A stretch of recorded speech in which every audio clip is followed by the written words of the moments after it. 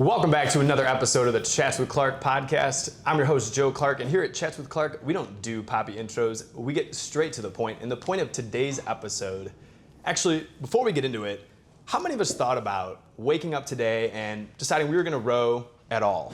What about across the Atlantic Ocean?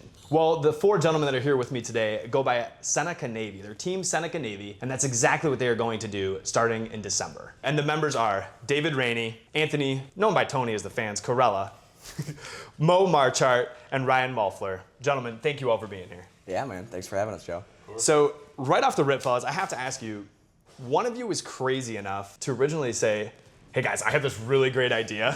We're gonna row across the Atlantic Ocean. So how did that story go? And let's hear it.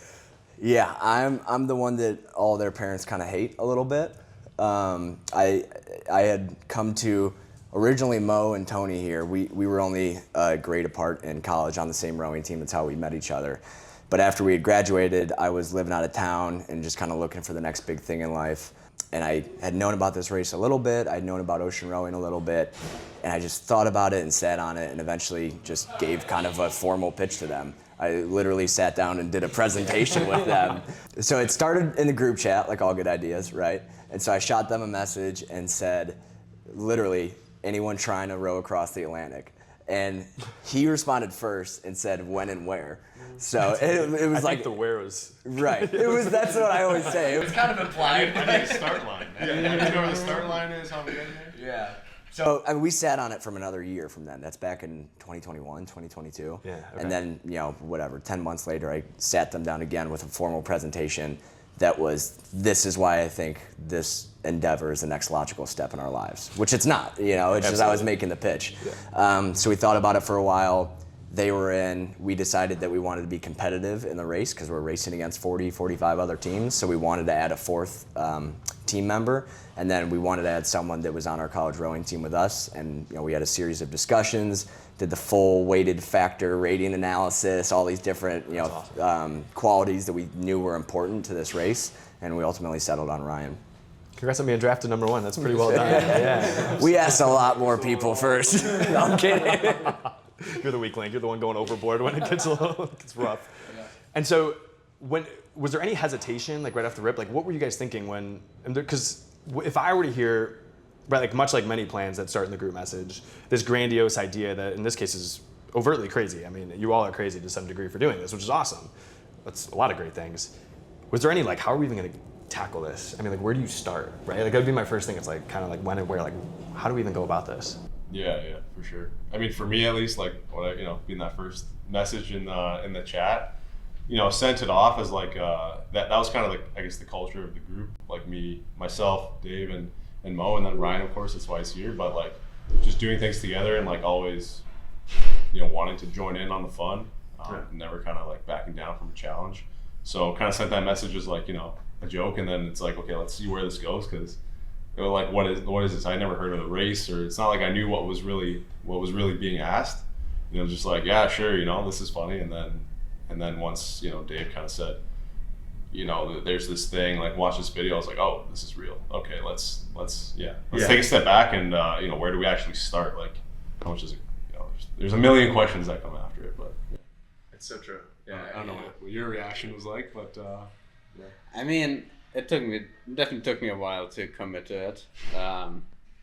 My girlfriend always said when I first told you that Dave was trying to row across the ocean, and I was like, yeah, I'm probably not gonna do it. And then I watched some documentaries about it, and it just seemed so horrible. It seemed like the worst thing ever. Like everyone's seasick, and then. Yeah, but after a while, I just thought about what if we can actually do this? What if we pull this off? And then, I ended up committing to the project, and I think we're on a fairly good track so far. So half assured. No. Yeah. Ryan, do you have anything that you were thinking about? Yeah. I actually remember when you were on a couple months before he committed. Yeah. He was living in Boston at the time. I was home for winter break. I was still in school. And I came into Boston. We did a workout together in Riverside Boat Club.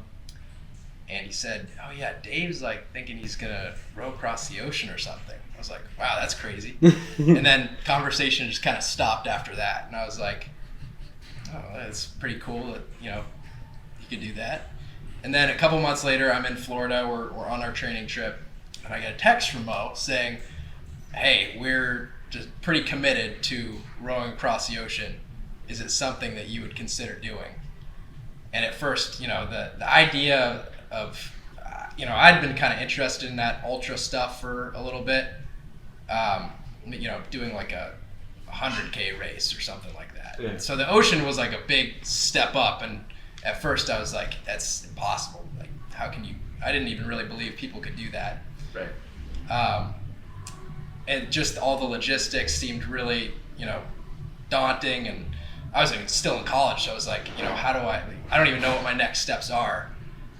And then the answer just kind of appeared to me as like, this is what the next step is. Like the opportunity just presented itself, and I kind of came to the realization I'd be a fool to pass it up, and I've pretty much never looked back from that decision. And I know I'm on the right track because the person that this adventure from the moment we started to where we are now, and I still believe when we finish, is the person that, it's the track of the person that we want to be. We're on that good path. Mm-hmm. Yeah, I'd love to hear about those qualities in a second from you guys. I was thinking about that prior to us recording. I'm like, you're going to be in such a select group of individuals to even take on the endeavor and then let alone finish it when that time comes. And I think that those opportunities, like you mentioned, are so hard to, you can't pass that up. When something like that happens, you just got to take the bull by the horns, as the saying goes, and ride with it, because you, at the end of it, will be, you'll forever be known as someone who has done something like that. And I don't even mean it in a legacy sense. That's all cool and well, whatever. But just in the sense that in your conversations, your day-to-day life, you're going to be influenced so much by having done that experience. That's so incredible to me. Yeah. I was thinking about that. I'm like, how many people have done this, right? I mean, that's so... I'd never heard of such a thing. It's not a lot. Yeah. Yeah, up until, I think it was surpassed in the last couple years, but the big stat in ocean rowing was more people had been to space than had rowed an ocean. And I think they just passed it, but it shows you, shows you how unique that pool of people are. It is, yeah. I think this whole situation for you guys is an anomaly too. For everyone that's listening in the audience, definitely head to the website and hear more about this background, but I'm curious, all four of you are from different places, so I'm gonna let you all touch on that. How did this manage that you ended up being together, right? I know you kind of gave us the story a little bit of everyone texting and that kind of thing, going to school, but truly for you to all land in that place and to row together and then to know, hey, we could actually be a great team is something astronomically, seemingly illogical, for you, for where you're all coming from. So yeah, why don't we touch on that a little bit? Yeah, no, just, we all met together at Hobart College. These two were the same grade. I was a year older. He was a couple years younger.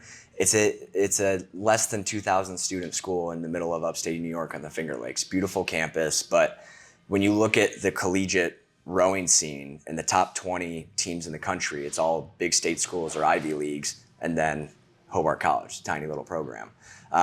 So it was a place that we kind of all went to for rowing. Some recruited, some not, but all just happenstance. It was one of the last schools that I had applied to, but it just ended up going there. They had all sorts of different reasons for going there, and it's something that was just one of the best things that happened to all of us.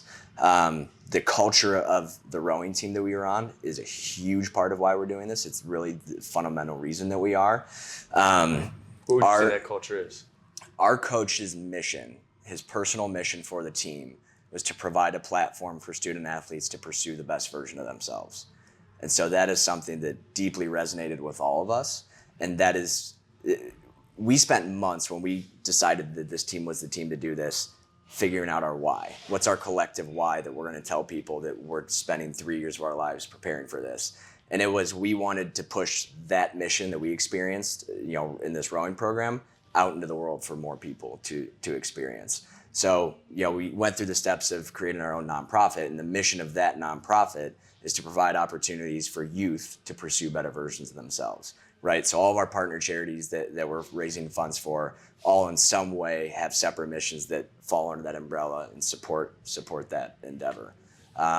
So that was the reason that we all that mission resonated with us so much that we just spent so much time outside of rowing, which is difficult in itself, doing other training sessions, doing kind of long runs together, long bikes, and it was a tight-knit group amongst a tight-knit group, right? Yeah. So it made sense for us. Yeah.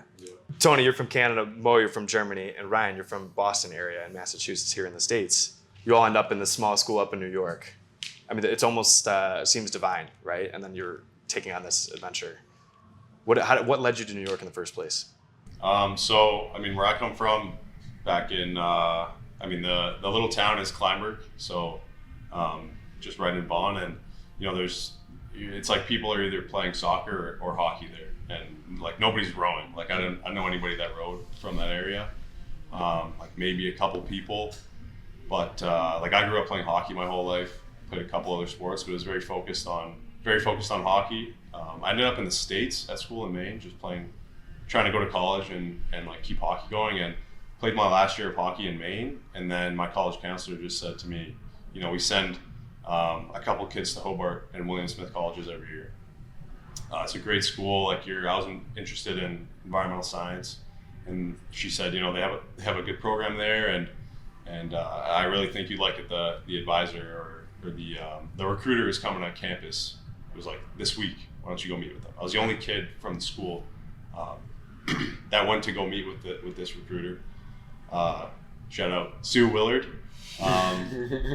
And we had a discussion, and she explained everything to me, and I was like, okay, I'll apply. They didn't need the SAT score; they didn't require that, so I was like, all right, this should work out okay. But I was actually starting to do better in school that year, and I ended up getting an academic scholarship to Hobart.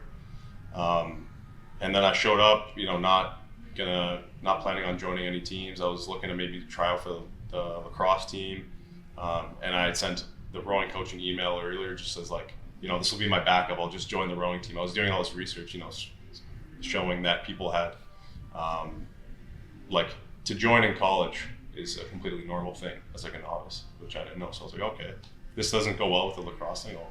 I'll try and join the rowing team. Like, why not? It looks really cool. But honestly, I was pulling up these like old YouTube videos of like Hobart rowing and like the Canadian national team, and just seeing all these like early 2000s or like 2014 like Hobart videos of like them in the erg room, and just being like, wow, this looks sick. Like, just these men like just working out on rowing machines and just being machines and getting after it. Just getting after it. And I was like, oh, this is cool. You know what?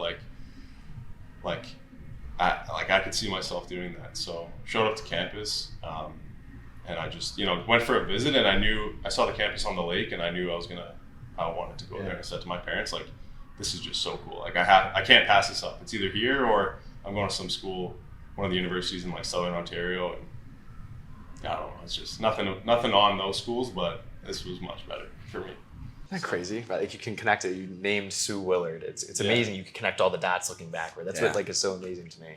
Can I tell you my favorite anecdote about him joining the team? Happily. Our head coach is a real kind of hard-o guy. Just like no excuses, that kind of old school toughness, but really intuitive as well and really smart. I'm gonna tell my version of it. I don't know how right it is, but it's the one that I remember. So he was in the middle of possibly trying out for the lacrosse team, but also going to these rowing team tryouts at the same time.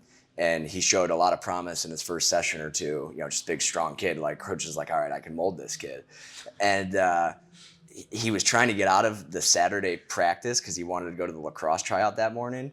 And this is the day before, and our coach goes up to him, puts his hand on his shoulder, and goes, "Son, you're not going to that lacrosse tryout tomorrow." Yeah, it was something like that. It was something like that. But he was definitely very persuasive. He was saying, "Oh, because I hadn't gone on the water yet, and the Saturday was a water practice because I think beginning of the year was like erg for the first week and something like that." Anyways, he was like, "No, you got to come on the water. You're like, you got to come Saturday. Yeah. You can't go to this lacrosse. Like go another day." And I was like, "Okay, I'll send him an email, see if I can come like for whatever." Because I think that coach was just saying, come throughout these days. And then I said to him, "Well, I think I'm going to go to the water practice." But I kind of knew that if I was saying that to the lacrosse coach, I was like, yeah, that in itself is already not a good first step. So it looks like I'm probably going to be wrong. So I showed up, and I thought it was really cool. I'm just thinking of a video. I can send it to you guys after, but like just one of my first rowing practices, and just being so like out of tune. There was another novice in front of me too, and like it's like people are, like rowing an 8, like you have to be in just such unison. And this video is just like everybody's rowing, and then there's 2 guys smack in the middle of the boat, just like literally not in the rhythm at all. Like I don't even know how we didn't just crush the person's back in front of us with our oar, and I don't know what was going on, but I ended up at that tryout or that practice on the water, and the rest was history. I actually I think the order of things was went to that practice. The next week, our coach gave me like one of his old unis because I didn't have any like trout or like rowing uniform, I guess you would call it, to work out in. So he like handed me his old like Reebok trout that was like probably 20 years old, and was like, "Here, use this for the next few practices." Hadn't been washed. It's like sharing underwear, dude. Yeah, it's like like weird. Yeah. He definitely thought you were a prodigy. For sure, he was. Yeah, he's like, "Here, take this and let's get this thing going." So, Mo, who was your Sue Willard? What took you to Hobart? I think my Sue Willows are Skip Gield and Lucian Maratovic. I was actually applying to a bunch of schools for rowing, so I was recruited for rowing to come study in the US. Really happy I had that opportunity, and at the end why I chose Hobart was because that coach back then, he actually is like a Olympic level coach in San Francisco now. He spent hours with me on the phone practicing for the TOEFL, which is the test of English for foreign language. So I had to do that before I applied to any colleges in the States. He just spent hours on the phone practicing with me for that. Okay. And then the second thing is Lucian, one of our teammates, 2 years older than me. I wasn't able to visit any of the campuses, so he just like spent like half a day with me on FaceTime, just like showing me everything on campus. And that's kind of the 2 things that persuaded me that Hobart was the right place. And I think it turned out to be. How about you, Ryan? Okay, so the name stands out for me would be Austin Laterney. He was a Hobart rower one of the best Hobart rowers I've gone through Hobart rowing. He spent a stint on the national team. In my senior year at high school, he came back to my hometown where we went through the same program at Hingham, and he was coaching us there, an assistant coach. And I was thinking I wanted to go lightweight rowing. So there's not that many heavyweight teams in the country. There's far less lightweight teams. So lightweight, you got to make weight. You got to be 150 pounds. Watch what you eat. And I figured I could just be a little bit more competitive because smaller guy. So I was talking to the coaches about my prospect schools, and Hobart's a heavyweight team. So there's no lightweight programs, and talking to the coaches there, being a smaller guy, they looking at my 2K times, they were like, yeah, you're not gonna make a boat here. But Austin, he was like, nah, dude, just go to Hobart. Like he fully invested. He's like, don't go lightweight, you'll hate it. You can definitely make it on that Hobart team. So that's what brought me to Hobart, was kind of that belief in a mentor believing in my capability there. And looking back, I made the second varsity 8, I made the first varsity 8. So the initial doubt that I had in myself, it was kind of all for naught because I trusted what that mentor saw in me. Yeah, absolutely. It touches on what you all kind of alluded to with your why, in the sense of your coach believing in who that future person is and pushing you to be that person. And it's all these people that did it even like before that, right? Yeah. So when you get there and you're emerging on this journey, and again, anyone that was rowing with you or who would have been rowing before that guy pushing you to go there, they're not rowing the ocean with you. That's incredible. Yeah. That's incredible. Touching on your why, David, you mentioned that a little bit earlier in regards to starting the nonprofit and going that whole route. Probably something that none of you were familiar with before doing this. No. What was that like? How did you dive in and kind of get your feet wet, and what did you learn along the way with that? Oh man, just everything. Part of my initial pitch to these 2 was, and this was prophetic but totally blind. Like I don't even know what I was saying, but it ended up being totally true. Was I don't think that either pursuing this race or not doing it and pursuing our professional careers are mutually exclusive. I think they're actually very symbiotic and can work with each other. To that point, I mean, we've literally launched a business that is a nonprofit that has, marketing, finance, and operations, and we're legitimately running a business that has kind of paid off, I think, huge in our professional careers now and certainly to come. To your point, we had no idea what we were doing, so it just started with asking, trying to outline what we don't know, trying to identify resources that can fill in the knowledge gap. Forming the nonprofit, huge legal implications, trying to file all those forms with the IRS and all this kind of stuff. We had a coxswain, or the smaller people that drive the boats in college. We had one of my best friends in my grade, Steven, at Hobart that we all knew and really appreciated. Ended up going to Cornell Law School, and while he was there and we were talking to him about what we're doing, he goes, "Oh, great, Cornell Law School has a pro bono entrepreneurial clinic where they'll do the legal work for you for free if you can get in." He got us in. We've been clients of theirs for 2.5 years straight. They've done everything for us, pro bono. Just little relationships like that, people that have been kind of guiding us. We set up an advisory board of kind of, industry professionals to show us what we're doing wrong, what we're missing. Really kind of risk adverse and just asking every single question under the sun to figure this out. It's just so much. Yeah. How did you all decide who you're going to partner with? Because I'm sure that has to be tough too. You got to find someone that aligns with you and then make it happen. It took a long time. We kind of initially thought like, oh, we're going to find one national charity maybe, or we need to have this done before we kind of start fundraising or do anything else. And it was totally wrong. We ended up just happening very organically. We established a partnership with our first partner charity, the Boys and Girls Club of Geneva in New York, the town that the college is in, very early on. But then it took probably 9 or 10 months to sign, our 3 other partner charities to an agreement. Because to your point, there needs to be mission alignment.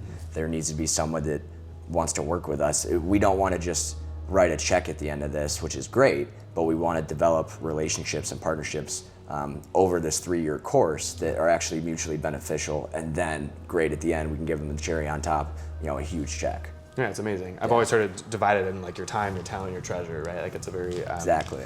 very sound way of looking at it. So have you been able to, obviously the time is going to come, but have you been able to kind of work with these organizations outside of that? Like where is the youth in them? How are you going about helping youth actually strive towards that person that is their best self? Yeah. For me or for anyone? Sounds like he wants to pass it off, gentlemen. No, I'm happy to. I was just like, I was going to actually start just to backtrack a bit. It was like one of the first lessons I think we all learned was like when we started creating these relationships or like getting these things going, I think the first thought was always, at least for me, you guys can probably relate, but it was like, oh, we need a partner charity. Who wouldn't want to, take the money that we raise from this thing? And then we found out, oh, there's charities that what we're doing doesn't actually align with what they're doing. Okay, let's look for some more people. And then who wouldn't want to sponsor, get their name on the boat or something? And then you go and reach out to this person, you're like, they're gonna say yes, they're gonna do it. And then it's like, okay, like we need to go to this next person now because they weren't really interested or it just didn't work out. And that lesson of like, you got to go into things with like an open mind, but at the same time, you're not gonna get what you want at the first shot. Like it's gonna take time. It's gonna take like all your effort, and you got to build relationships and then utilize the people that the relationships that you already have, and like really foster those to get, I guess just like get the ball rolling. Like the more people you have like in the cause, I think, helping out the cause, feeling like they're being supportive and they're a part of the mission is where you start to, I guess, start getting some like real progress. So at least for me, I just thought, who wouldn't want to, help us out or whatever. And then, sometimes the two things don't align and you need to just keep pushing. But that has to be unique because you guys are doing something so cool and you're helping people along the way. And so it's weird that someone wouldn't want to dive into that. But when you talk about business, I suppose it has that different thing. So I can imagine that being a little bit of a shock. Yeah. Yeah, I would think the same thing. Yeah, it's like, oh, why wouldn't you want to do this? This is all great. And how many people do you know that are doing this? Right? Yeah. No, it's totally, it's kind of it's as challenging as we thought it would be, but more. And it just, we've had to pivot kind of way more than I think we thought that we would. We thought that it would be a lot of work, but everything would kind of go our way. And it's just, oh my gosh, how many times have we been told no, But this is a group that I've just never seen anyone waver at all on anything. I mean, it's just like, okay, what's the next best decision? What's the next move? Just keep moving forward. I kept thinking about the resilience that you would all have to have, particularly on the ocean. And then I was thinking about it, I'm like, they've been preparing for this for so long. Yeah. What has this process taught you about being resilient, more than even just the physical? I feel like the physical in this situation kind of speaks for itself. You're never going to be prepared for it. You're obviously training like mad. What about on the other areas? Yeah, as far as like what the process has taught us about resilience, I think we can kind of bring it back to our days just at Hobart doing just competitive rowing, competitive racing. To me, the 2K is one of the most painful physical events you can do. And the best way you get through that is, as Dave was saying, take it the next best step. You take it one stroke at a time. So I think this process has taught us to really segment of our decision making, segment our perspective, our campaign. If we knew where we'd be right now 3 years ago, we'd probably be jumping with joy with the amount of money that we've raised. I remember thinking at the start, we have to raise how much money? Who's gonna give us that? And there's some optimism. We had a lot of ideas about corporate sponsorships, and those ideas have drastically changed over the course of our campaign. What we initially thought would work didn't. What we initially thought didn't work did. So there's been a lot of kind of fluidity with that decision making, and it even brings it back to the race itself. Is that we're going to need to take it one shift at a time out there. I'm very excited to dive into what that whole process is going to look like. I want to touch on that in a bit. That'd be a good one. Yeah. As a quick aside, if someone listening were to donate, let's give a little instruction here. I'll put it all in the links below, but let's just plug it while we can here, fellas. I'm not going to beat around the bush. Right on the website, homepage, big donate button. It's beautiful. And anyone consumer can come in and do so. Absolutely. We've raised everything through private donations and corporate sponsorships. So if it's a company that wants to get their logo on the boat, they can strike up a conversation with us or just donate there. If it's someone that wants to give $10 to support it, they can do it on the website. It's for the kids, right? Yeah, it's right on Mo's hat. It says for the kids. For the kids. It's perfect. And what I also want to add here that, as Dave said, we started our own charity. We're 501c3 registered, so everything is tax deductible, which might also be love it. Sales pitch. Yeah. This is perfect. I feel a miss not bringing it up, right? Yeah. Gents, another aspect of it that I was thinking about is just the teamwork, right? You had mentioned earlier, Ryan, that you were saying it all has to be, no, it was Tony. I see, I've got you guys flip-flops for whatever reason. You were talking about like the unison of the rowing. Tony's What's that? Tony's the handsome one. You guys all look great. So, Tony, you were mentioning earlier that the rowers all have to be in unison, right? And I was thinking just across the board, when you're doing what you're about to embark upon, there has to be so much cohesiveness. What has this whole process taught you about teamwork, or what could you say you feel like you contribute going, in your spot in the team?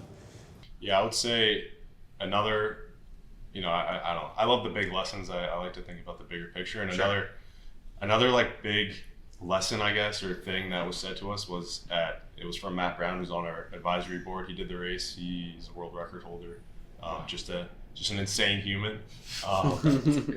Great looking guy too. We got a lot of great looking dudes on this team, all around. But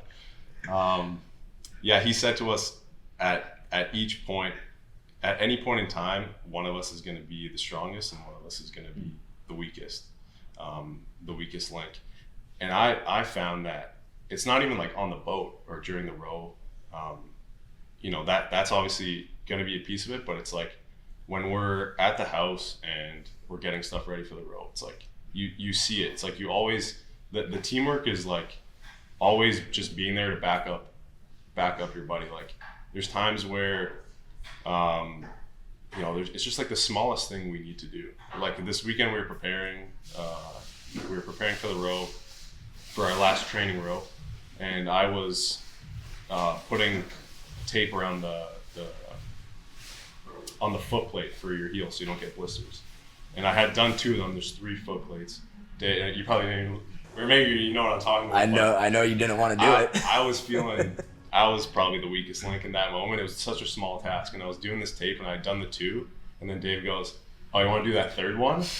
And I was just like, the gesture was just like, oh, you got to tape, and it takes like 2 seconds to do this thing. But I was just so dead from the day. I was helping his brother wash a boat that day in the heat, so I was just like tired, and I was like, oh man, that's the last thing I want to do right now. I just want to go have a sip of water.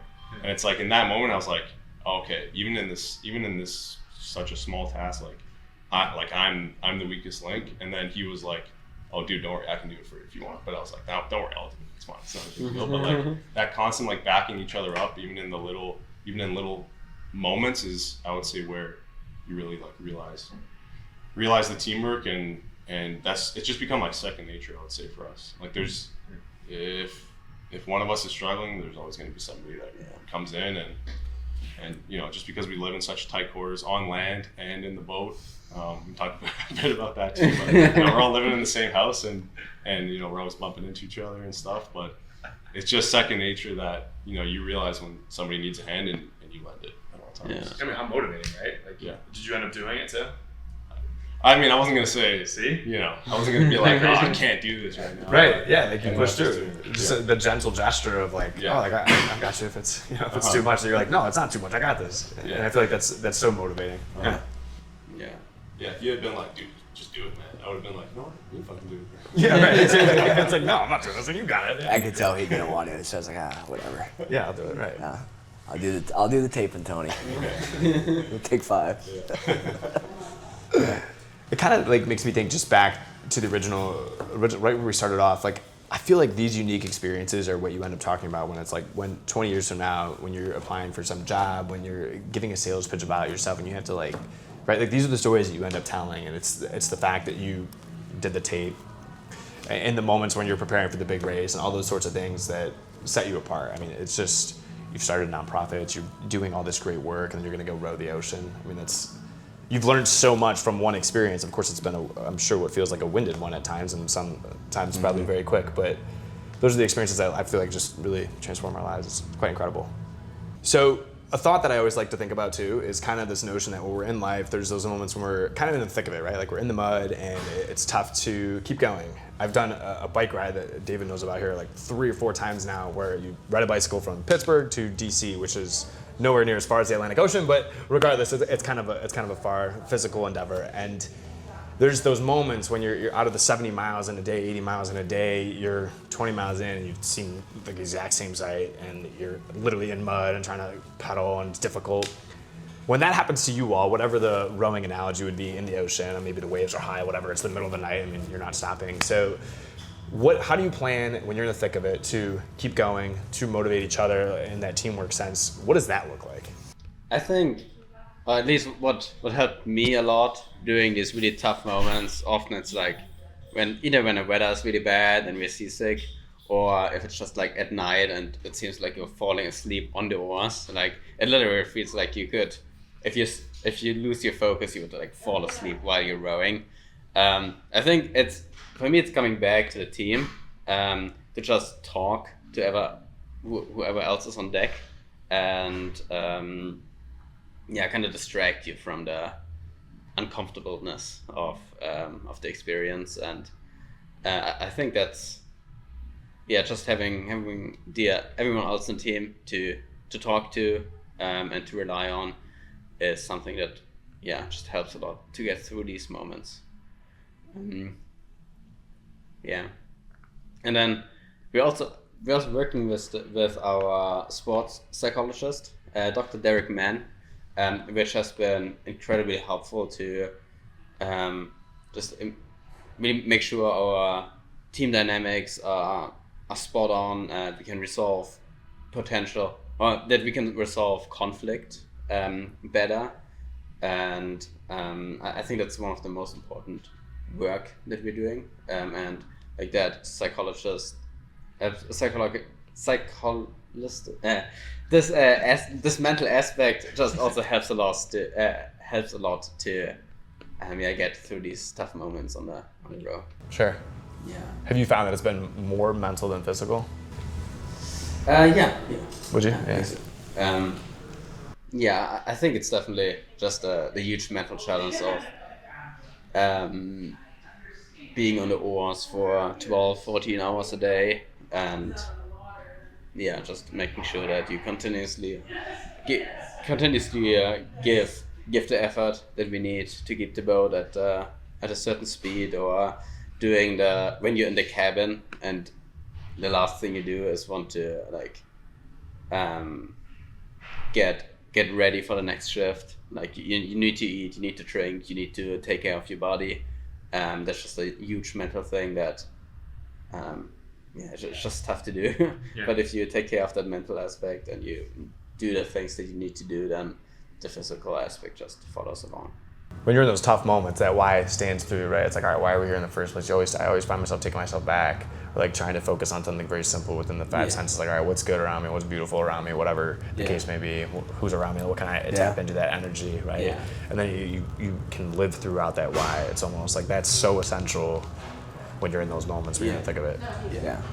And we've been with with Dr. Mann, we've been doing a lot of work on figuring out each of our whys, understanding each other's whys, and I really think that's going to be a huge help for us out in the ocean. And we haven't talked about too much about it yet, but it's also a race. Like it's a race across the ocean.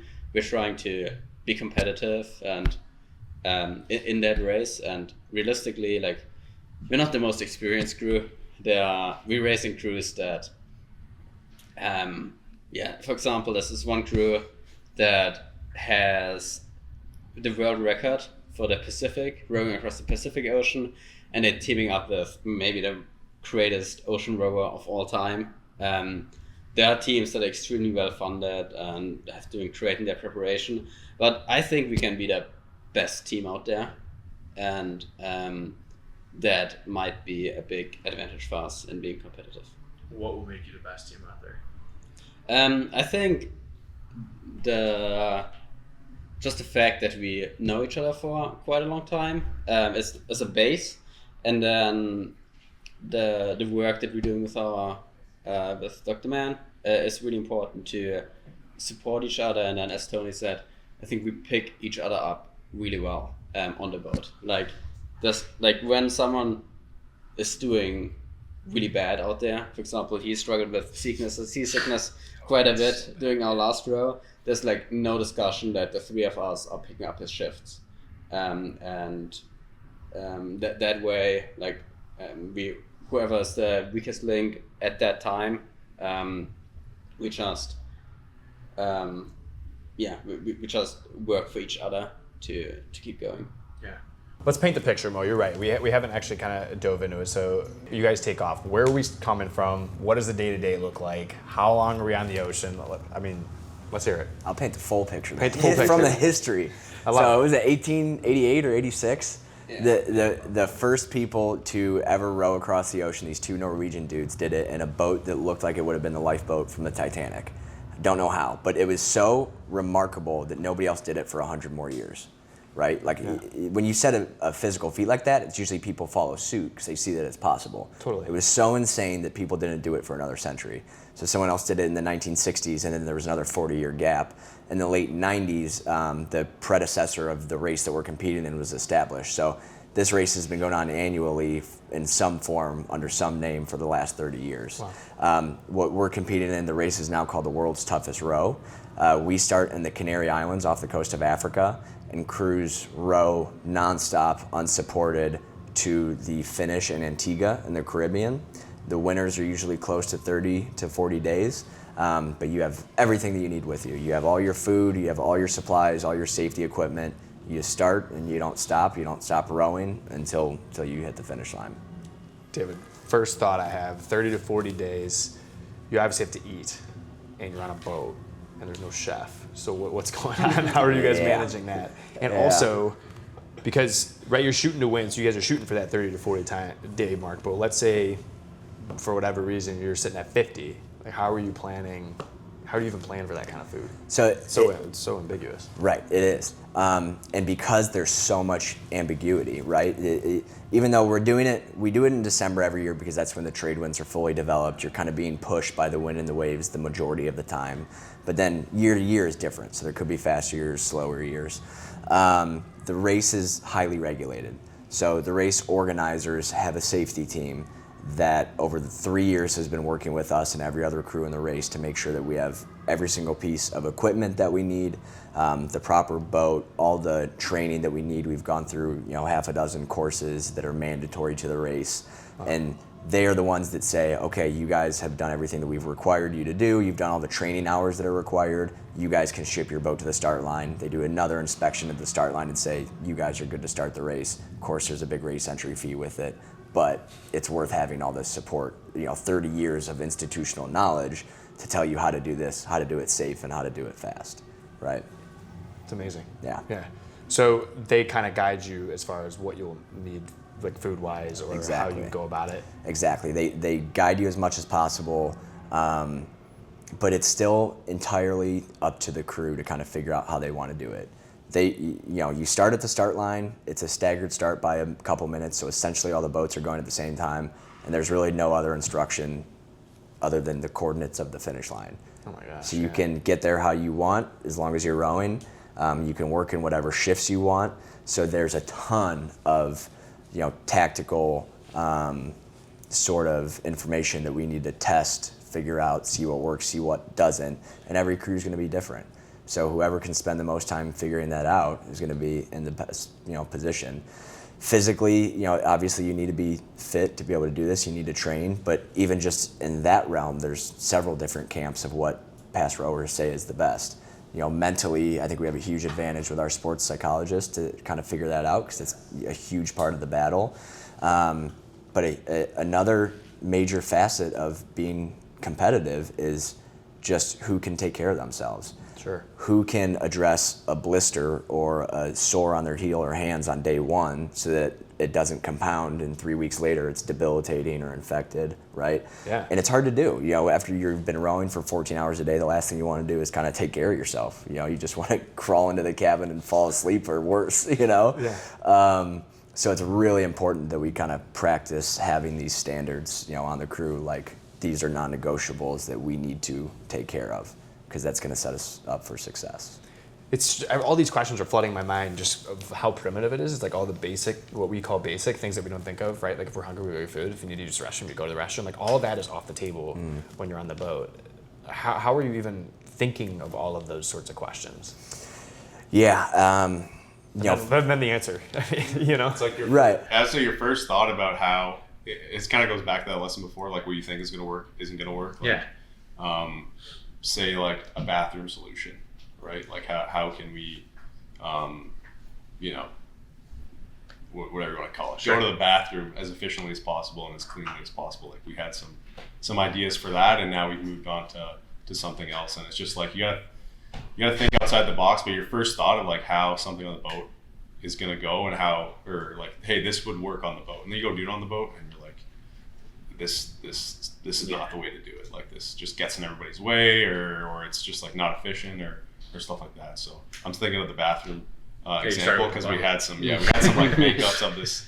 Well, it was working until you got in charge of it. It was okay, that's true. It was working, but we found a different solution. It is more efficient. That is better. So I feel like that's where that history comes in too. Oh yeah. Like having like all these teams that have done it, and right. like, people like that in your corner. Right, and we've tried to meet with as many as possible. We've met with teams that have done it. We get all sorts of different answers, but the best thing is that we get options. We get options that we get to go test. Yeah. Out on the lake during longer training rows. And the food is a huge one. So the safety team sets out all the requirements that we have to check off. The food requirement is you have to have a certain amount of calories per kilogram of body weight per rower per day. And for a team of 4, you have to have 55 days worth of food. So even though we're expected to finish closer to 30, you obviously have a ton of wiggle room just in case. That's good. Yeah. Now that food can be whatever you want. A lot of teams do like mostly dehydrated camping meals because we'll use the freshwater maker on board to make water and then boil that and rehydrate the meals. But still, you can only have so many of those in a day, and then the balance between that and 6,000 calories teams typically make up with snacks, and you can make it whatever you want. Our first longer row in Florida this winter was the first time that we kind of tested putting together daily bags of food and nutrition, and we went really pretty healthy with most of it. And we got out there and we were so seasick we couldn't like stomach it, you know. Wow. Nuts were too like fatty to really digest and all this stuff. It just wasn't working out. Since then, our calories have totally deteriorated in terms of the quality of nutrition. But like that's what the race organizers say is it doesn't matter what you take something that you can eat and it's going to make you happy, right? Yeah, sure. And that you're going to get off the oars and look forward to eating, right? Even at 6,000 calories a day eating, if you can stomach it, like we're still going to be in a deficit. So you got to make it as enjoyable as possible. God, I don't know. I mean, I'm just thinking about eating something disgusting though, and that feels like awful, like a Twinkie or something. You'd be surprised. Really? Yeah. Like we don't go that bad usually, but like I had a lot of Pop-Tarts and Gushers last weekend. I had whole meals that were high quality and nutritious, but when you don't want to stomach that much at 3 a.m, but you're rowing for 2 hours, and you just got off that 2-hour shift, and you just need something, it's going to kind of give you some energy. Yeah, so we kind of alluded to it a little bit. Like the game plan is row for 2 hours, break for... So that's another thing. It's up to the crew how they want to do shifts. Sure. The standard shift that a lot of teams have done historically and still do because they've had success with it, is 2 hours on, 2 hours off. So out of a team of 4, 2 guys will row while 2 guys rest, 2 and 2 around the clock. Teams that are trying to be more competitive will typically mix that up a little bit. There's 3 rowing positions on board, so you can row 3 at a time. The teams that are trying to win the race, like we were trying to do, will row 3 guys up for the majority of the day, maybe 10 or 12 hours for shorter shifts, 90 minutes on, 30 minutes off. And then at night, they'll switch back to the 2 hours on, 2 hours off so that you can actually get through a full sleep cycle. Boat will slow down a little bit, but it's cooler out, it's not so hot. Yeah. You can row a little bit longer, you can rest a little bit longer. So it's kind of like you're just like quick revitalization periods almost throughout the entirety of the... And it is surprising. We were talking about this earlier today, like how much you can get revitalized from just a short sleep. Mm-hmm. Yeah. I mean, you get 2 or 3 days into a row and you're at a end of a really hard shift and you're just drained. You're like, I don't think that I could string together another one of these. But you get off the oars, you know, even if it's 30 minutes off, you spend 15 of those minutes just cooling down, eating some food. Maybe you get 8 minutes of sleep, but you wake up and you're just like, okay, I can do this again. You know, it's as much of a mental break as it is your body kind of physically just restoring itself a little bit. Yeah. Yeah. It's incredible. Yeah. How do you even go to sleep? You know what I mean? Like how are we doing this on a boat that's not a cruise? I don't know. We all sleep. I mean, we were just saying on the way over here, I think most of us just lay down on our back and like it looks insane. Looks like you're in a coffin. I'll look into the cabin. I'll look into the cabin and Ryan somehow looks like he's having the best sleep of his life. Like hugging the pillow. I don't know. So I don't know if you want to explain how that works. But I don't know. It's funny. So the first time we took the boat out, we did like a 17-hour practice row back in this was like fall of last year, 2024. And we were doing the 2 hours on, 2 hours off. It was our first like overnight row. And each one of us individually, after our shift, like our sleep was over and we were getting on deck, we each asked each other, like, did you sleep? And we all had the same answer, like, I think so. It's weird because you're not awake for more than 2 hours, and you're not asleep for more than 2 hours. So it's this weird state of being of like, normally you wake up in the morning, you're awake for 10 hours, and then you go to bed. This almost feels like shortest you have day like ever. 12. Okay, well, yeah. I do math all day for work, so I turn it off as soon as I'm I don't know how you got hired. You have like 12 days within a day. Yeah. And that's only if you're doing 2 hours on, 2 hours off. 6 shifts? 6 shifts. Do not show this to the Cleveland. So you have 2 hours on, 2 hours off. That's 4 hours for one shift, basically. And you do that 6 Yeah, times so a day. you're only conscious for 12 hours. Yeah. Oh, yeah, you're right. How do you guys 6 days, determine, so like, one day.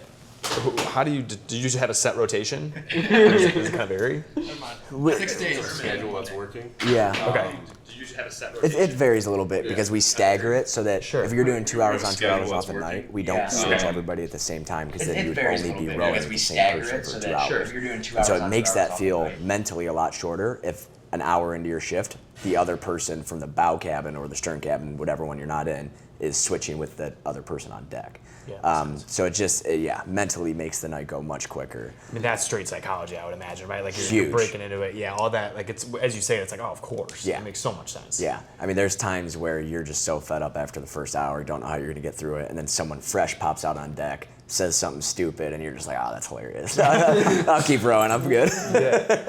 We've kind of also referenced a little bit to these practices that you all have embarked upon. Like you mentioned 17 hours, you're just talking about a couple days.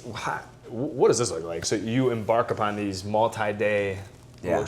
rowing extravaganzas? Yeah. Like, No, it's a challenge. So we're required by the race to get 120 hours logged with just our team in our actual boat that we're going to race in, right? Okay. So that's the starting point, in terms of practice hours that you need to compete in the race. That's pretty low. We've knocked that out of the park by now. The goal is to knock it out of the park, but that's the standard. it's only six days. Right. It's not that bad. 5 days. 5 days exactly. You are correct. Yeah. The challenge for us was that we're from all over the world. So that was one of our initial thoughts was, okay, we need to be thinking about this big picture long term. How do we get everyone in the same spot? We ultimately settled upon Cleveland for several different reasons, but a major one being there's a huge body of water here that is, doesn't have the same kind of hydrological profile as the ocean, right? The waves are a little bit different, but they're arguably just as dangerous and just as probably harder to navigate. The waves in the Great Lakes are a lot smaller and closer together, but that kind of creates a more volatile environment when you're on a boat as opposed to wide, far apart ocean swell. So we knew that we were going to probably get all those hours on the lake, with 72 of those hours have to be on the ocean, which is why we trailered the boat to Florida this winter to knock those out. But yeah, it's just, you got to start small. Our first training row was like 15 hours. We felt like it was really challenging. We were wrecked after it. And it's just like, how are you going to do this? But we just scale it very slowly. Sure. So that was at the end of last fall. We knew we were going to do the Florida trip in February, and then we were going to knock out a bunch this summer. So we started this summer with a 20-hour row, scaled it up to 36, did a shorter row in really, really rough weather, challenging conditions. And then, this past weekend we did almost a 60-hour row, and we're just going to kind of keep scaling it. And they don't get easier, but we get better at preparing for them. We get better in terms of kind of longevity of keeping our bodies and minds moving. Yeah. It's just slowly. What's your but goal to surely. peak? I mean, 'cause We're gonna have probably like a 5-day 4-night or 6-day 5-night row, somewhere in there. which is really good. A lot of the teams that have had success in the past are like, you have to get at least 1 or 2 of those in. You'll be in a really good spot if you do. But even then, it's like you have a really good understanding of what it's going to take, but it's still almost unfathomable as to how long 30 days is going to be. I mean, it's insane. Now, it is really important that we mimic the first 5 or 7 days of the race, because that's when your bodies are acclimating. Virtually everybody's seasick. Everyone is at a super low point. You just you're staring down this daunting task. But arguably, the weeks are going to get easier as they go on, just because you're into the rhythm. Weeks. Like, that's crazy to say. Yeah. Seriously. It's We've a been long talking period about it of for an time. hour. I'm still blown away by it. Yeah. Yeah. It's just you can't get off. It's so mentally. It's a lot. Will you guys jump in the water? Will that be a thing? Yeah. Stop? Can you stop? Yeah, you can. like, float? Yeah, teams that are competitive and trying to win the race, like we are, stop the least. Sometimes Sure. not really at all. The real reason that we'll get into the water every few days is that you get this biofouling on the bottom of the hull. So it starts with microorganisms, and then algae, and then bigger barnacles, and smaller kind of fish attaching to the boat. So every few days you want to jump in and use a scraper to scrape that stuff off because it creates friction and slows the boat down. Okay. So we'll do that every few days, and it's just, you got to be able to say, if you do this, that you swam over the mid-Atlantic ridge or in 20,000 feet of water. Yeah, that's cool. It's pretty unique. How do you guys feel about, and what do you do about the wild ocean, just the animals in the ocean, right? I mean, it's kind of going to be nuts to be in like a small boat compared to a whale that you're inevitably, I feel like, going to see throughout 30 days. Yeah, you see a lot of incredible wildlife. You see pods of hundreds of dolphins. You see several different types of whales.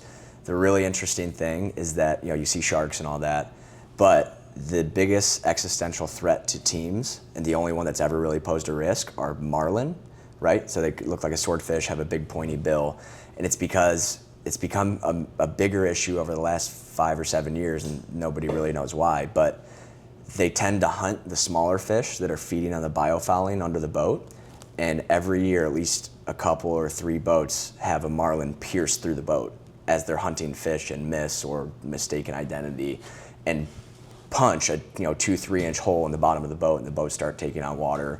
But that's why race rules, we have to have all sorts of different underwater adhesives, marine adhesives, to patch holes real quick and keep on moving. That's crazy. Yeah. I was just picturing someone sleeping and then just this marlin piercing through the... Honest to God, there's it's like one of the things that you're just so scared of because it's 100% uncontrollable. Yeah, right, there's nothing you can do. Nothing you can do about it. There will be a rule on board that if anyone rowing sees one around the boat, everybody gets out of the cabins, right? Just to kind of help yourself a little bit. Sure. But other than that, So I feel like at night you're not going to be seeing it much. no, Right, probably it's not gonna at be all. black. Yeah. I mean, you're just focusing on staying awake. So like, looking. I mean, you're gonna be looking around and stuff, but even to, I don't know, just that's another thing you got to do, right? Look around for wildlife, right? Like that's like one of probably the last things you're thinking of when you're just trying to keep your eyes open on the oars, or you're like just thinking about getting a snack in. Just make like, oh, I got to make sure I got to eat. I got to worry about these marlins or other wildlife that could, pose a threat. It's a huge challenge to be self-aware when you're not aware of yourself.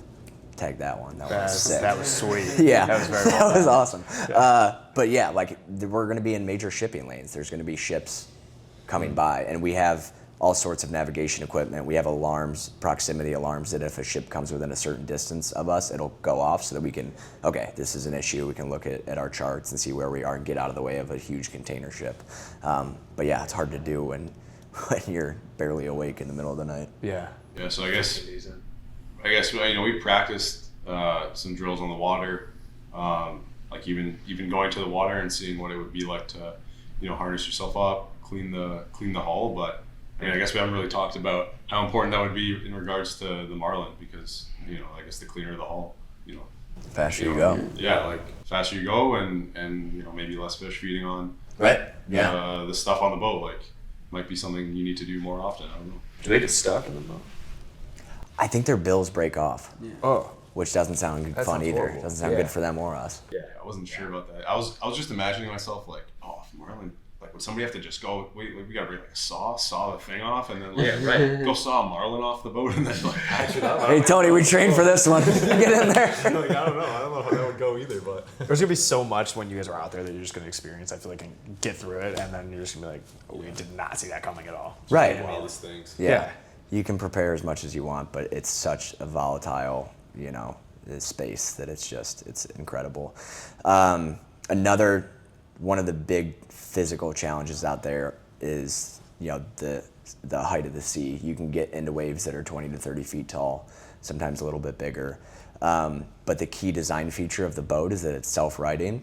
So if it capsizes, turns over, it'll right itself. It's just hydrodynamically designed to do that. That's incredible. As long as you keep the hatches closed and there's no water ingress, right? So if someone was coming out of a hatch to get on deck to row and a huge wave swamped the cabin and we capsized, it's not going to self-right. So there's like 2 golden rules. It's that we're always tethered to the boat. We have, harnesses and tethers, and that we always keep the hatches closed, as long as no one's getting in or out of the cabins. Yeah. Yeah. If you do those 2 things, you can get across alive. Those are the 2 big things that could kill you. Has anyone died doing it? There's been definitely several deaths over the years. With this race in particular, I don't know of that many. There was a gentleman that unfortunately passed from cardiac arrest 2 years ago in a team of 4. And then I think there's been more instances of people doing it by themselves outside of the race that have died. Yeah, sure. Which again, it's like we pay a $20,000, $25,000 race entry fee, probably worth your life. Life insurance policy. Yeah. Yeah, the cardiac arrest, there's not much you can do about it. I mean, it's terrible, but. No. Yeah, and we go through all these medical sign-offs that we need to, before we're allowed to start the race. But again, it's just, you don't know what your body's going to do under that kind of pressure for that long. Yeah. What is it that each of you are most looking forward to about the race? The finish. That's terrible to say when you're not even started yet. It's funny, we asked, when we were creating our website 3 years ago, that was one of the questions that we put in each of our profiles. Yeah. What are you most looking forward to? We were like a couple months into this. We had no idea what we were getting into. And I think I put something about like I'm most excited for the problems that we're going to encounter and like using our skills to like fix it. No, not at all. Not even close. Are you kidding me? I think the highs are going to be incredible. The lows are going to be awful. But one thing that I've kind of learned in the training rows is like, as long as you're not seasick, life's pretty good out there. Like even if you're in some physical pain, is like when you're seasick, which we've all been, you can't even get like gung ho, like, oh, I'm gonna push through this. Like it's just so debilitating. So as long as we get past that, which we will eventually, just the little things, having a meal when you're off the oars and joking with somebody, or we have all these little funny moments that are just compounding and just becoming really enjoyable. I feel like that's ultimate like thrill seeking in a way, right? Like there's really high highs and there's the really low lows. Like I think about, I've never gone skydiving, but I feel like that moment when you're about to jump out of a plane, it's got to be a really low low. You're like, I might die. And then you jump and it's like, oh, that's sick. Yeah. I don't know. Yeah, 100%. Anything thrill seeking is kind of like that. There's always that like really steep decline before you're at the top. Yeah. I think I had said something like, mine was very different from that. Like I said, I'm really excited to like hopefully see a whale and like in real close up and just hear like stories from these guys that I haven't heard before and just kind of like get to know each other better, because I think that experience, like it's already happening so much. I think especially with the Dr. Man psychological work as a team, it's like that for me helps learn more about like you guys, and then that just leads to like a more enhanced experience with your friends, like out on the water. And then especially like you talk about the highs and the lows, and I would say from our like college rowing days, that's what kind of like brought us together. Is we loved getting like having a low, like going and doing something really hard together, either outside of practice or like on the team with the entire team, and then getting to be in the aftermath of it and be like, oh, just that sucked, man. But like you're saying it in such a like, it's like you're happy that it like sucked, like it's like what came after it, that sense of achievement is something that, at least for me, like I really enjoy, and I think we're just happy, like the more we train, the more we do stuff, the more moments like that we have, like, Put-in-Bay row. We rowed out to Put-in-Bay, and that was the shorter training trip that Dave was talking about, which was just like pretty much an overnight row, probably just around 15 hours. And it was just like the biggest waves we've probably seen. Everybody was seasick the entire time. Like, just throwing up all night. But then we got there the next day and it was like, you just get to laugh about it. Like, in the moment, it's so bad. But it's like getting to go to other people. At least for me, I love that. Like getting to go and like share those stories with other people, and seeing bringing like either joy or whatever to them through like those experiences is a pretty awesome feeling. So absolutely, it's just like that's like the highs and the lows, right? It's you get to tell those stories after, especially the lows. That's where the best stories come from. It's always overcoming. Within reason. I think it's pretty similar to what Dave and Tony are saying for me. Just with pretty much all of these rows, Like there are just times when it sucks, and I'm thinking about like why are we doing this? But then a couple hours later, it might have totally shifted, and you're like just rowing into the sunset with some music, and it's really cool, and it's a really it's an amazing experience to get to do something like that, just like by human powered, crossing the Atlantic, or even for training rows covering pretty large distances. Just a cool feeling. So yeah, I think the highs kind of make up for for some of those tougher times. The goal I had, or the why I had at the outset, I think was something like I want to look at the stars, which is it's still gonna be cool, and I stand by that. That's gonna be awesome. And yeah, I guess building off that, it's really about just the simplicity of it. I'm looking forward to getting past the initial lows of the first couple of days are going to be terrible because your body just isn't used to that routine, that seasickness, being out on the ocean, being covered in salt, being out in the sun all day. But I think we mentioned this earlier. I was having a terrible time this past weekend. We did a 60-hour training row. 12 hours, I was just brutally seasick. I've never been that seasick before, so I still don't totally know why. But 12 hours in, I'm just like, this is terrible. We have 48 hours to go. On the ocean, we'll have 40 days to go, or 30 days to go if that this was the ocean. But on day 2, or I don't know, with 24 hours in, 36 hours in, it just totally shifted. I had gotten out of the valley, I was kind of reaching the peak, and just the simplicity of rowing out in nature on the lake. I don't know, it was really satisfying, and there was a point on the row where I was like, I haven't felt this good for the past 10 days. I was just, it was just this ultimate high of wow, this is, I'm seeing, I'm just watching the lake move, I'm watching the sky, I'm not behind a keyboard staring at a screen. I'm looking forward to that on the ocean, of just the simplicity of being in nature, and being in an environment that most people never get the opportunity to be in. Yeah. Speaking of other people, how do you navigate the opinions of everyone else and the thoughts? Man. I would imagine that, I know, Mo, you mentioned the significant other, the lady in your life, and I just feel like the families, everyone probably has opinions, and out of, even coming from a good place, out of love, maybe of great concern. Yeah. And is the risk worth the reward type of conversation? How do you navigate all those opinions? Yeah. So funny story. I have a story too. Wait, I want to tell a story. So, in high school, I started to get into this ultra endurance stuff. I did if you ever heard of David Goggins, he had this challenge called the 4x4x48, which is you run 4 miles every 4 hours for 48 hours. So I did that in high school, and I was going to row in college, which isn't really ultra endurance, but I knew I wanted to do ultra stuff after. And my mom knew about the Atlantic. That's the one thing. She literally thought it. That was the only thing on her list. He finds out about that, and he never does that. That's the one thing I never. It's the only thing on her list. The only thing she didn't want me to do, and she never brought it up because she was probably scared I would do it if I found out or be interested in it. Worked out well. Yeah, exactly. Karma, right? So, yeah, it's a balance of,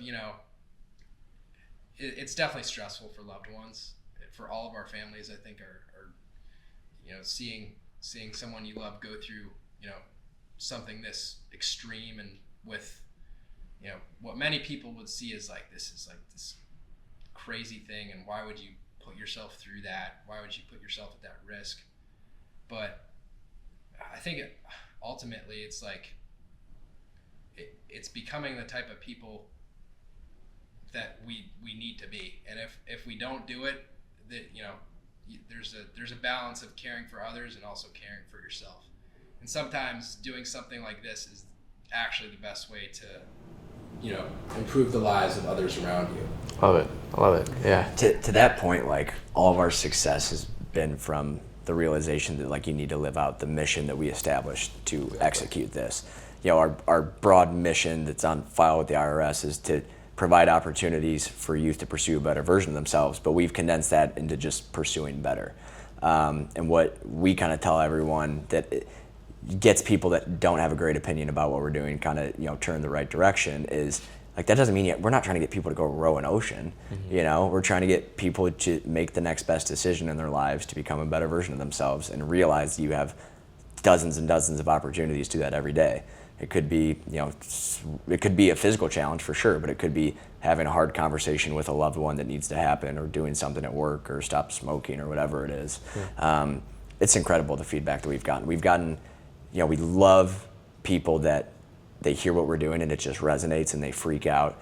This guy, Steven, that was our coxswain in college, that was that Cornell connection. Like, I remember, I'll never forget the phone call that I had with him when I told him what we're doing. I mean, he shot up to the moon. He's like, what can I do right now with the very little free time that I have to push this forward? So cool. And he's been a huge part of our success.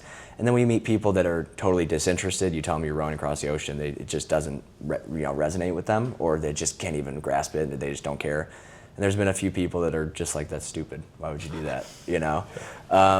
They probably have really fun and exciting lives. Yeah, right? And it's like, it's such a mix, but I mean, even people that really believed in us and knew us well kind of like wrote it off. Not in a bad way, but they're just like, I don't think that's probably going to come to fruition, And we've had people admit that to us, like 3 years later, like, we just keep seeing you building and doing it. Like, this is incredible. I can't help but think, like, too, if at this point, or even probably back when the ideas were getting floated around, if you just didn't do it, that's one of those decisions that in the back of your mind, I don't know if, like, I personally, something like this, couldn't live with that decision. Like, what if I would have done it? That's horrible. That's worse than whatever you guys are about to go through. Sure. Yeah. What does our sports psychologist say? The difference between regret. I forget what the comparison was, but when we were flushing out, our ideas and goals of our whys and what does success look like in this, he said regret is like fear of inaction. I forget what he was opposing it against, but that was a big motivating factor of why we're doing it. We have all these past experiences. We want to kind of use our past experiences to do something good for the world, and I think that we all just would have kind of, especially once we learned about it, I think we would have regretted it for a long time if we didn't fully commit to it. Yeah, 100%. The loved ones are going to be there. Everyone will be good. Oh man, they're. Can you guys talk to them at all? Like, how's that going to go? Yeah, no, it's incredible in 2025 what you can do. So we'll have 3 different sat phones. One for safety, one for emergencies, and one that we can call our loved ones at any time. You don't want to do it too much because you want to be out there. You don't want them to worry or anything, but we'll have some really good conversations with them. We'll have Starlink, so we can send back pictures and videos in real time anywhere out there.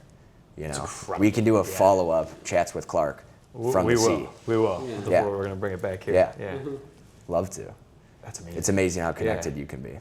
Okay, so it's worth bringing the phone and playing Freebird 4,800 times. So there you go. That's all it takes. What? That's it. 4,800 times.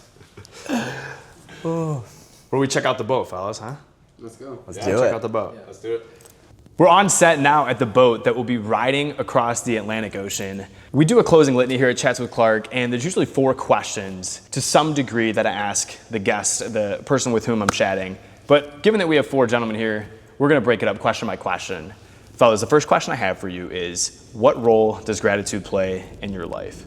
For me, very simply, I think that people who live gratefully have happier lives, point blank.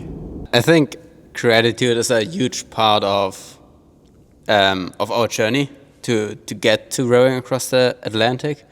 I think we are just deeply grateful, first of all, for the resources and opportunities that we've had to lead us to this point. So, for example, through Hobart Rowing or through the HWS experience in general, that allowed us to challenge ourselves, become better versions of ourselves, and That's a big part of our mission, to give back to youth who might not have these same chances. So I think we all have we're really grateful for these opportunities. We're so grateful that we get the chance to actually do this row. We've had so much help from family, from sponsors, from donors, that it's just a huge blessing that we're able to do it, even though sometimes it's tough, but it's a huge opportunity and chance for us that we are grateful for. Absolutely. I imagine on day pick your poison, later into it, you're going to be tapping into those things that you're grateful for, because you need it. It's motivating. And kind of similarly to that, I feel like the regrets in our life are something that maybe guide us, because we take a lesson from them. So do you have any regrets in your life? And if so, what have you learned from those regrets? I think the thing that's hard for me about regrets is the idea of having a regret is, wishing that I would be someone else right now, someplace else. So I wouldn't say I have any major regrets, as in like I'm very grateful for where I am now. There have been little regrets of like, I should have had this conversation with this person sooner. I should have,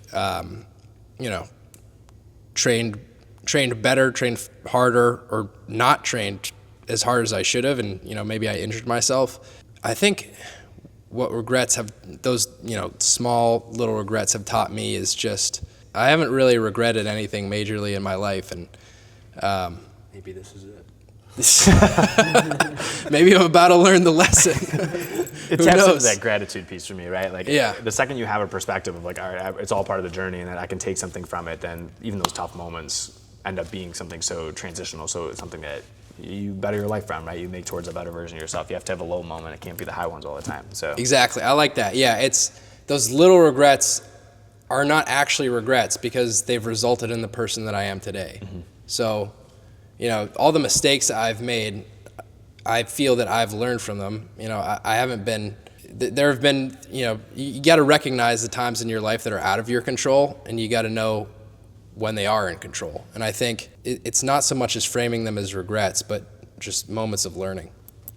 Yeah. It kind of ties into that mission, right? And when we talk about bettering ourselves, there's a chance that we can influence the youth, we can influence others. How do you hope that this mission, that your journey influences other people to go and be the best versions of themselves?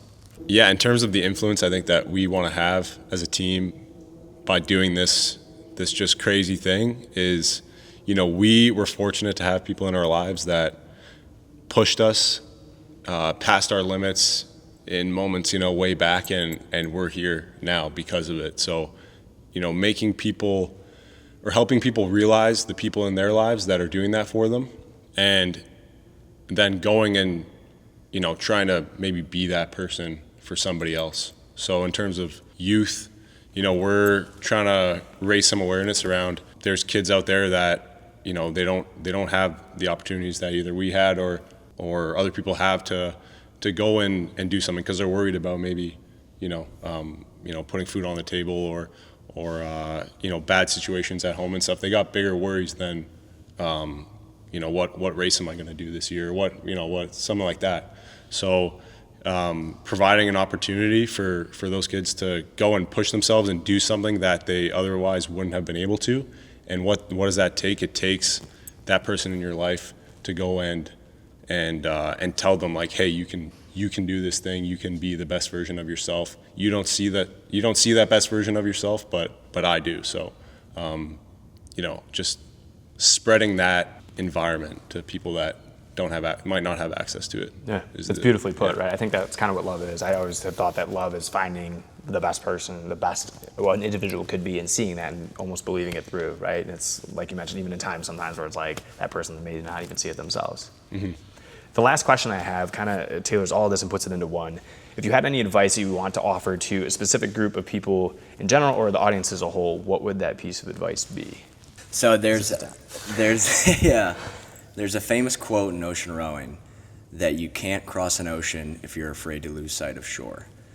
So if I were to kind of put that into perspective of what it means for us, and what kind of advice we could lend to our audience or to anyone, is to do what we're doing in creating a safety net and a network.